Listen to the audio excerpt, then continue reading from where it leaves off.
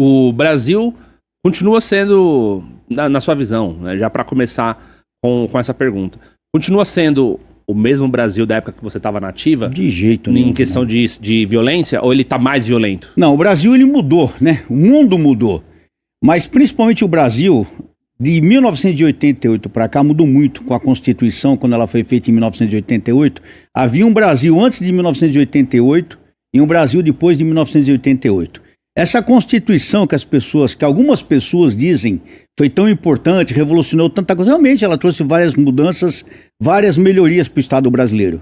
Mas ela também trouxe um câncer para o Estado brasileiro que está corroendo todo o nosso país e está fazendo com que o nosso país se torne o paraíso dos bandidos, o paraíso do tráfico, o paraíso da pouca vergonha, o paraíso do desrespeito total a tudo, às autoridades, às leis, às famílias.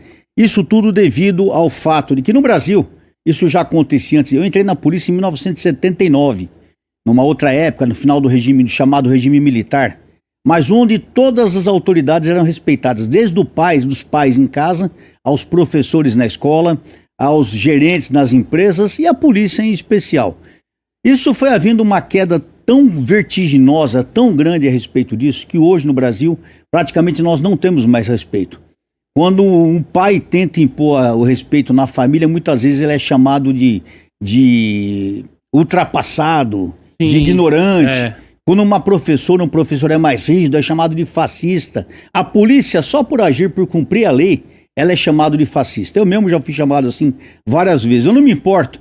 Se ser fascista é salvar a vida das pessoas, é cuidar das pessoas, então sim, pode me chamar do que quiser. Mas o que não vai me chamar nunca é de bandido, de corrupto, de canalha, porque essa é a grande realidade do nosso país. Nós temos um país hoje que as pessoas perderam a alegria de poder sair à noite com sua família. Hoje uma mulher, principalmente as mulheres são mais vulneráveis, né? Uma mulher não pode sair hoje com uma joia no seu corpo, no braço, na orelha. Ela não pode sair com um celular. Se você tem uma motocicleta, você tem que pensar 1000 vezes antes de sair com a motocicleta, que você pode ser roubado ou até morto por estar com uma coisa que você lutou para comprar.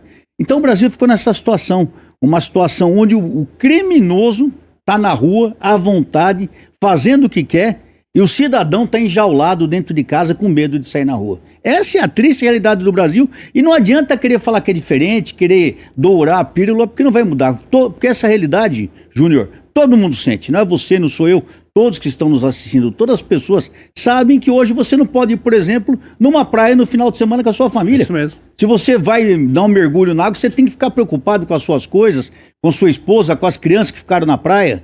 Você vai sair à noite para tomar um lanche, você vai preocupado. Então, é muito difícil, é muito difícil.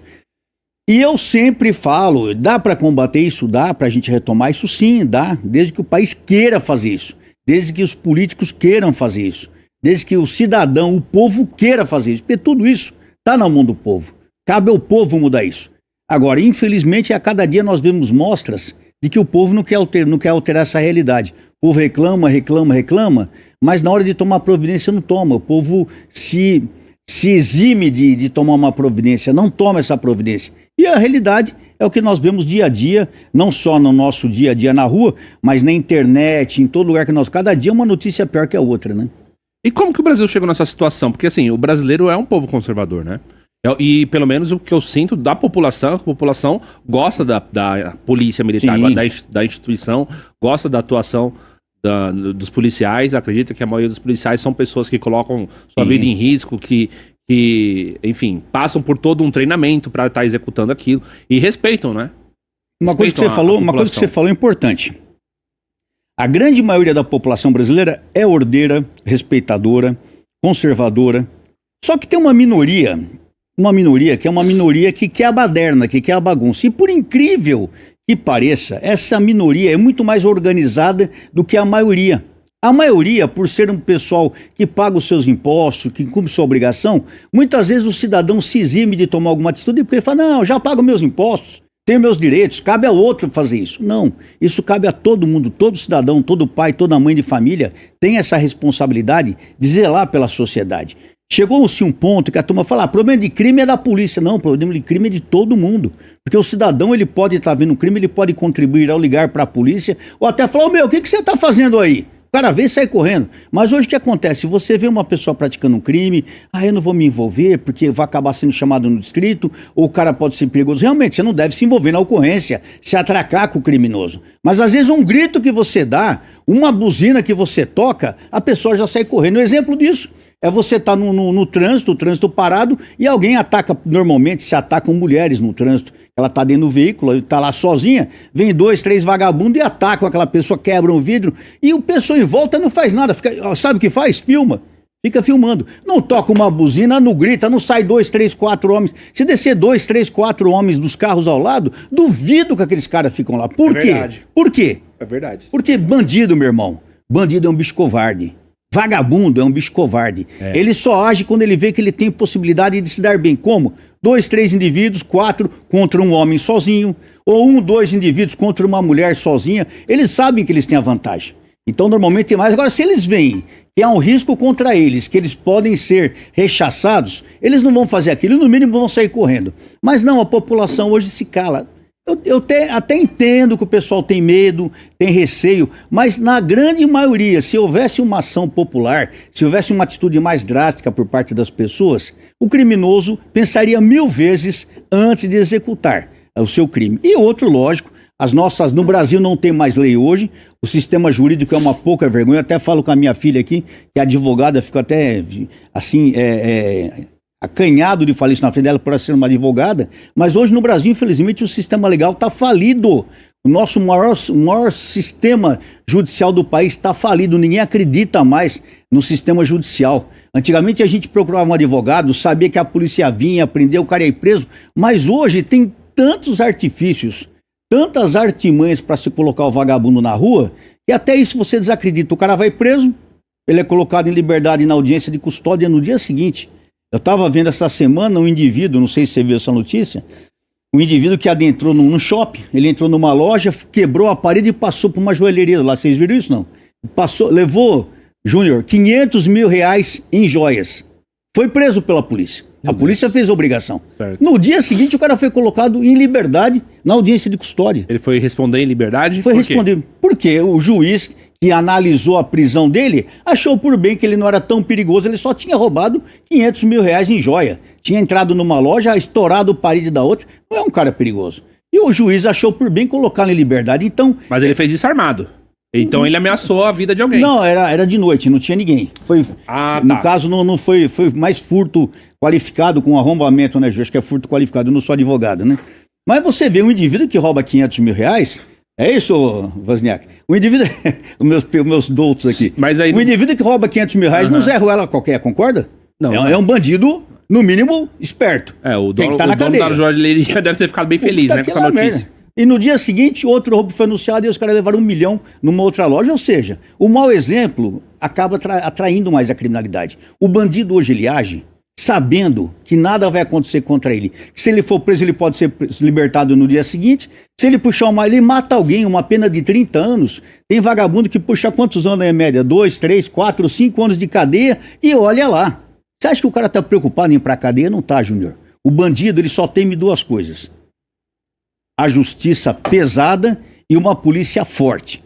Justiça pesada nós não temos mais, mas nós temos uma polícia forte ainda, que age, que trabalha com homens e mulheres que se sacrificam diariamente, muitas vezes são mal vistos pela população, mas existe ainda. O pessoal está comentando sobre isso, sobre esse caso específico, estão dizendo, é só mudar a lei.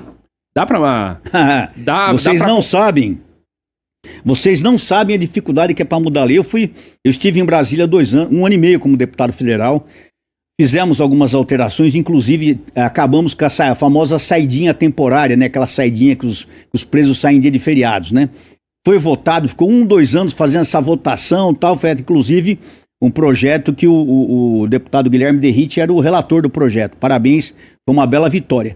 Só que depois que o projeto foi aprovado, aí, lógico, o STF entrou acabou entrando no meio da história, e esse processo de saidinha temporária só vale a partir do dia da publicação da lei. Ou seja, os anteriores continuarão saindo ainda mais 1, mais 10, mais 15 anos. Nós teremos gente saindo no Natal, no Dia das Mães, Dia dos Pais, Dia da Criança, Carnaval, e eu não sei quais são as datas, mas enfim, Hoje o bandido ele vai preso, se ele puxar uma pena de 5, 10, 15 anos, ele tem saidinha temporária, dependendo da situação dele, ele tem saidinha temporária, ele tem visita íntima. Visita íntima ou seja, lascar, né, a cadeia é um motel pro cara. Se o cara não tem namorado, o crime organizado arruma uma garota de programa. Então hoje ser vagabundo no Brasil compensa. Com tanta coisa que tem pra vagabundo, você acha que o cara vai levantar cedo, pegar ônibus lotado com marmita, se ferrar o dia todo, comer marmita, voltar pra casa, às vezes estudar à noite? Se ele pode ser vagabundo e arriscar de ir preso ou não, então infelizmente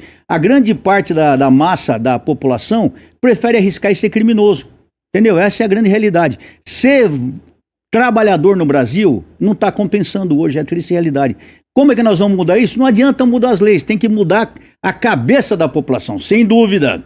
Quem perguntou, mudança de lei é essencial. Um aperto na lei, enquanto, por exemplo, eu deixei algumas leis lá em Brasília, uma das leis que eu fiz, um dos projetos que eu fiz, né, lei projeto, né, que já estava para ser votado, exemplo típico, Júnior, eu posso ir falando assim, que eu falo muito, pode você falar. me corta, velho, não vai? Pode falar. Por exemplo, casos de desastre, catástrofes que acontecem. Quando nós assumimos em 2023, houve uma grande catástrofe em São Sebastião. Lembra que o morro desceu, morreu gente, um monte de gente sentada. Lembra disso? Na rodovia. Uma tristeza, né? O que aconteceu? O vagabundo começou a entrar nas casas abandonadas, a roubar os poucos pertences que as pessoas tinham, roubar cadáver, quer dizer, fazer absurdo. O povo não tem escrúpulo. Não é o povo, é bandido. Bandido é o bicho maldito. Bandido é o bicho maldito.